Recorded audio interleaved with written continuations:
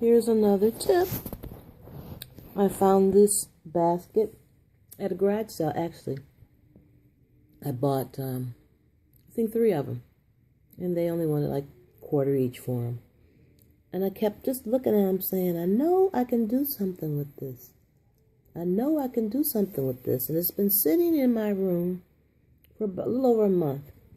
And bam, I was looking on YouTube and saw somebody had a big old laundry basket. And I remembered this in my room. Very small. And I've got 3, 6, 7. I've got 7 or 8 of them in there right now. And I've just pulled them through. And so we'll see how that works. I think it's going to work well. And I have some coming out of the middle of the ball, and I have some coming out around the ball. So we'll see around the ball. We'll see if they'll flip over or not, how that works. And then I'm getting ready to make a purse. So I need all of these different colors. And this is a great opportunity for me to use this idea. And so I'm sharing it with you on my tips. I'm on a bus on my way to the casino with me and my hubby. And I had an idea for a tip that I wanted to share with you. So I'm working on a hat, and I will do a tutorial soon on making circles and stuff. But this tip is when you have to use two threads. I'm using 2 threads for this. And instead of having 2 balls of the same thing, you can use 1 ball, meaning I'm taking the middle thread out of here and then the thread that wraps around it, which gives me 2 threads. And just in case I run out, I just get the other ball and do the same thing.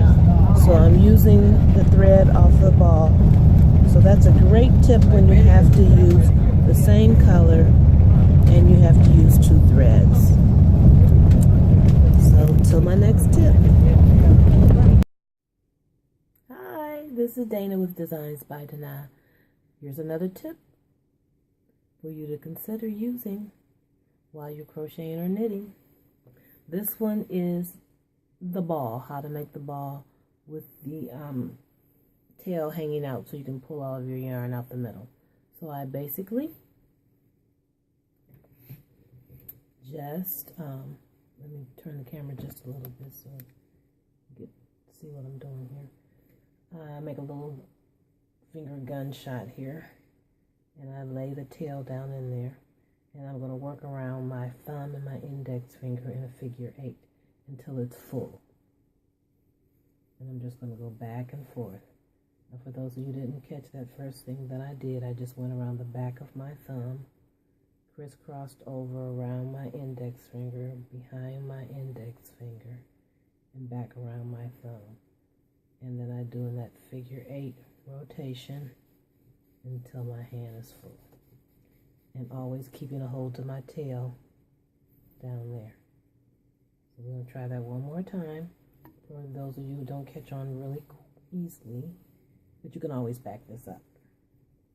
There's my tail. Lay it down there, hold with my pinky ring finger and middle finger. Go around the back of my thumb, across over to behind my index finger and back around my thumb. And continue that motion until my hand is full. I love doing this because right now I'm working on a project, and I'm working on a hat tam, and the yarn that's coming out the middle of this ball, literally every 3 or 4 minutes I'm stopping, trying to get a snag out of it. It's just so frustrating. I've cut it already 2 times, and I think that's probably why when I bought the yarn, why it was so cheap. I think I got the balls for like $2 a skein. Now what I do have over here that I wanted to show you while I'm making this All of these are scrap pieces of just leftover yarn. And right now what I'm doing is I'm taking them and putting them together in one big ball. And then I'll make a big blanket. I like to make real colorful blankets to cheer up people when they're in the hospital or sick. So here, this is pretty full on my hand. Sorry about that. And what I'm going to do is just stop and pull it off. And at the same time I pull that one that's hanging there. And I fold it into itself. So I fold it, leaving the tail hanging out. And then I proceed to wrap around the ball. Alright. And then you're just going to wrap around the ball for a bit. Now guess what? I just got to the end. And in one of my tips I did show you how to add factory knots so that your stuff doesn't come loose. So you just keep doing that. And when you get finished with your ball, always pay attention to that tail hanging there. And what I normally do is take my thumb, stick my thumb down in there holding on to that tail as I'm wrapping around my ball. I have one over here started that I was working on. I had to pull it off my hand a little sooner than I would normally like to, so that I could start wrapping it, but I'm going to go ahead. There's that tail. And then I just fold it into itself some more, keeping that tail out front. And I just start making my ball. Now this one also. So what do I need to do is I probably need to tie those two together really quick. So, like I said, there is a video already on here of this, of how I do it. So you can look back on that. I'm going to do this really quick, just so you can see what the ball is going to look like. But I love this factory knot that you can do. And you can put any color together. And then what I do is just take and cut my tips after I put them together. Yeah.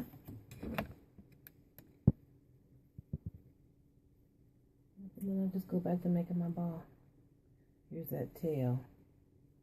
So I'm going to keep it out while I'm at it. And this ball is going to be really big with all kind of colors. It's a great idea. Maybe at the end of the tips I'll show you what I did with maybe the blanket. Make myself a mental note, or make myself a little note, because it takes me about a month or so to make these videos, because as the tips come to me, this is what I'm doing. This is where this is coming out at. You see there? So I'm keeping it around my finger so it doesn't get caught up in my while I'm twirling around my finger. See there? And so then I'll just keep adding colors. I keep my thumb in there and I just keep twisting it, going around the bottom, and eventually it kind of looks like a little cone, or has a really pretty design if you just keep your thumb and turn. I'll get ready to run out. I have to add another. So it seems like it might be a little time consuming, but it's a great way to get rid of some yarns. Here's another one that I always just tape my ends and go. So I'm going to take this one, drop it down to the floor. I'm going to add it on. I'm always going under. So make sure you look back at the other tips. Probably it's the #1 tip that will have these factory knots on it. I don't want to spend too much time on it because I've already showed you this tip. But this tip also includes my ball tip. So I hope you like them. Like the ideas. I love sharing information of wealth. Oh, I'm a wealth of information. So here we go. I'm going to continue on with my ball. I think I have one of these balls done for my mom was making some rugs out of sheets. And so you have to cut up the sheets So here it is. This one is coming out of another ball that I already made. Look at there. And it just comes out so easily. I have no snags. Really never have any problems with my balls. So now I'm just had some extra time. I was online working and had some great ideas. I was like, oh, let me write these down. So I pulled out my tripod and finally got a tripod.